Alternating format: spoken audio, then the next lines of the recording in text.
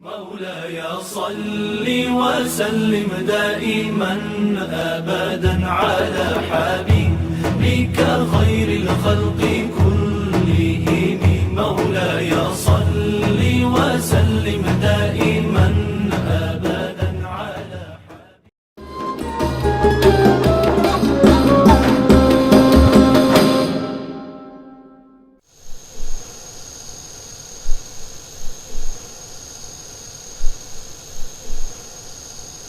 Assalamualaikum warahmatullahi wabarakatuh. Yang saya hormati Bapak Pringgondani selaku guru mata pelajaran agama Islam. Perkenalkan, nama saya Aura Desalita. Saya berasal dari kelas 10-8. Jadi pada kesempatan kali ini saya akan mengerjakan tugas remedial yang telah diberikan oleh Bapak Pringgondani, yaitu tugas yang berisi 10 soal. Dan materi yang saya bahas kali ini adalah materi mengenai ilmu tajwid. Sebelum saya membahas soal-soalnya terlebih dahulu, saya akan menjelaskan terlebih dahulu materi tajwid secara singkat agar lebih mudah dipahami saat kita membahas soalnya. Jadi dalam ilmu tajwid terdapat beberapa hukum bacaan yang harus diperhatikan. Yang pertama adalah hukum nun sukun dan tanwin, yang terbagi menjadi 4 jenis. Yang pertama itu ada izhar halki. Izhar halki yaitu apabila nun sukun dan tanwin bertemu dengan salah satu huruf dari 6 huruf tenggorokan, yaitu alif ha, ain ha, dan ghain kha, maka dibaca jelas tanpa dengung. Lalu yang kedua ada idgham, yaitu ketika nun sukun atau tanwin bertemu dengan huruf wa, mim, nun, ya, la atau ro. Jadi idgham ini dibagi menjadi 2, yaitu ada idgham biguna dengan dengung jika bertemu dengan huruf waw, mim, nun, dan ya, dan idgham bilaguna tanpa dengung jika bertemu dengan huruf la atau ro. Yang ketiga ada iklab, yaitu apabila nun sukun atau tanwin bertemu dengan huruf ba, maka huruf nun diganti menjadi mim dan dibaca dengung. Yang keempat ada ikhfa, yaitu ketika nun sukun atau tanwin bertemu dengan salah satu dari 15 huruf lainnya, maka dibaca samar dan didengungkan. Selanjutnya adalah hukum mim sukun, yang juga terbagi menjadi 3 jenis. Yang pertama ada ikhfa syafawi, yaitu terjadi ketika mim sukun bertemu dengan huruf ba dan dibaca samar serta berdengung.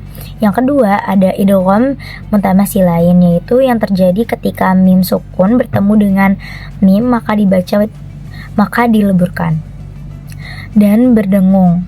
Yang ketiga ada izhar syafawi, yaitu ketika mim sukun bertemu dengan huruf ba atau mim, maka dibaca jelas tanpa dengung. Selain itu terdapat pula hukum mat atau bacaan panjang. Yang pertama ada mat tabi'i, yaitu mat dasar yang terjadi ketika ada huruf mat alif, waw, ya yang tidak bertemu dengan huruf tertentu dan dibaca sepanjang 2 harokat. Jika huruf mat bertemu dengan hamzah dalam satu kalimat, maka disebut dengan mat wajib fasil dan dibaca 4-5 harokat. Jika huruf mat bertemu dengan hamzah dalam kata yang berbeda, maka disebut dengan mat jaiz munfasil dan dibaca sepanjang 4-5 harokat. Sementara itu ada mat arli sukun yang terjadi ketika berhenti waqaf di akhir kata dan panjang bacaannya bisa 2, 4, atau 6 harokat. Juga ada mat badal, yaitu hamzah diikuti huruf mat dibaca 2 harokat untuk kata ganti ha, domah yang setelahnya bukan hamzah, maka disebut mat silah qasirah dan dibaca 2 harokat. Namun jika setelahnya adalah hamzah, maka disebut sebagai mat silah tawilah yang dibaca sepanjang 4-5 harokat. Demikian penjelasan materi tajwid secara umum. Setelah ini saya akan mulai membahas soal-soal yang akan diberikan. Soal pertama yang akan saya bahas adalah manakah di antara pasangan hukum tajwid berikut di bawah ini yang sesuai dengan kaidah teori tajwid yang benar. Jawaban yang tepat adalah yang E. yaitu 1 ikhfa hakiki, 2 idgham biguna, dan 3 alif lam syamsiah. Kenapa jawabannya X seperti yang kita bahas tadi? Karena nomor 1 itu warna merah, yaitu mengandung hukum tajwid ikhfa hakiki karena hukum nun sukun bertemu dengan huruf dal yang termasuk huruf ikhfa, maka dibaca samar dan berdengung. Lalu yang nomor 2 itu berwarna ungu, mengandung hukum idgham biguna karena nun sukun bertemu dengan huruf ya yang termasuk idgham biguna, maka dibaca melebur dan dengung. Dan yang terakhir nomor 3 yaitu berwarna hijau, mengandung hukum alif lam syamsiah karena huruf alif lam bertemu dengan huruf nun yang merupakan huruf syamsiah, sehingga lamnya tidak dibaca dan nunnya ditasydidkan. Selanjutnya soal kedua, bila kita analisa hukum tajwid pada surat Al-Imran ayat 31 yang digarisbawahi dengan warna merah sebagaimana gambar di atas, maka pilihlah satu jawaban ini dari jenis hukum tajwid yang tidak ada atau tidak terdapat pada surat Al-Imran ayat 31 tersebut di atas. Jadi jawabannya adalah B, yaitu ikhfa hakiki, izhar syafawi, dan lafazul jalalah tafkin. Karena dalam ayat tersebut terdapat ikhfa hakiki, idgham bilaguna, ikhfa syafawi, matobi'i, dan qalqalah sugro. Namun izhar syafawi dan lafazul jalalah tafkin tidak ada. Lafazul jalalah di sini dibaca tipis atau tarkik karena didahului harokat kasroh bukan tebal. Maka jawaban yang paling tepat adalah yang B. Selanjutnya nomor 3, untuk menjawab pertanyaan berikut ini perhatikan picture nomor 1, kemudian perhatikan dan amati nomor 1, hukum tajwid apakah yang terdapat pada potongan kalimat tersebut. Jadi jawabannya adalah E, ikhfa hakiki. Pada potongan ayat tersebut pada nomor 1 itu terdapat huruf nun sukun atau tanwin bertemu dengan huruf ro. Ini merupakan ikhfa hakiki karena tanwin bertemu dengan salah satu dari 15 huruf ikhfa dan ro ini termasuk dari 15 huruf ikhfa di dalamnya. Dalam hukum tajwid ikhfa hakiki terjadi bila ada nun mati atau tanwin bertemu dengan salah satu huruf ikhfa dari 15 huruf, maka dibaca samar antara izhar dan idgham disertai dengan dengung.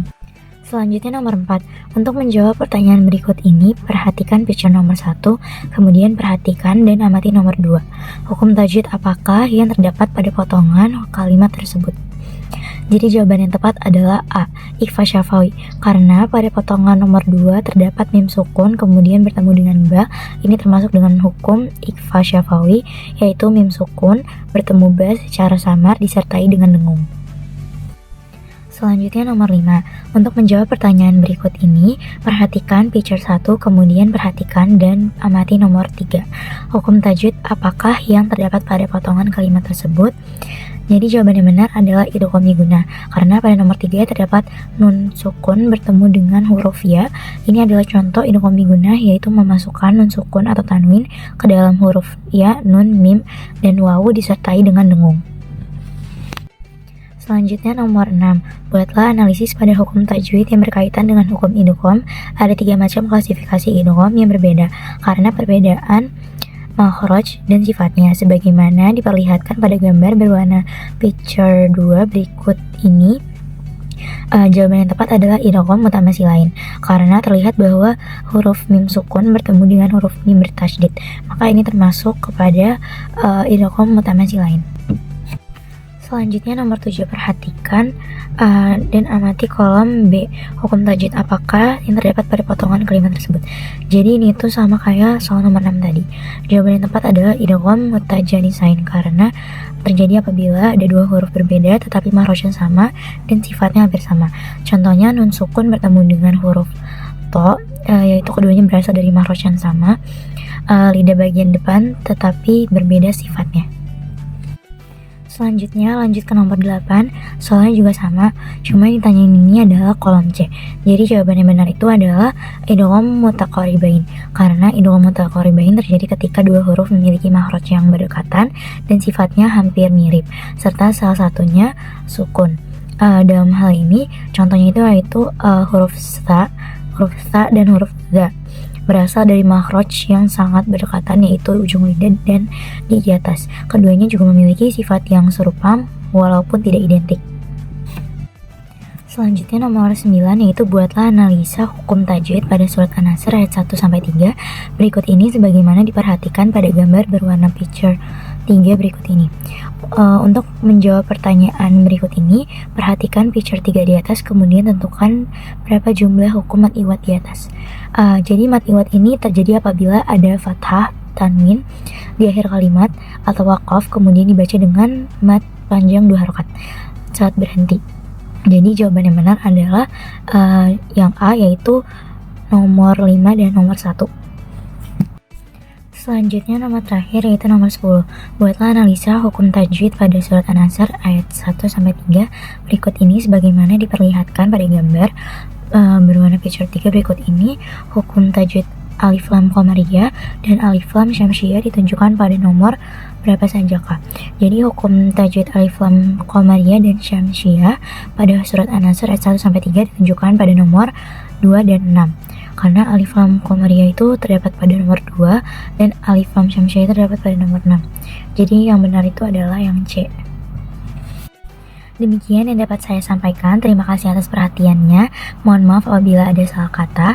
Wassalamualaikum warahmatullahi wabarakatuh.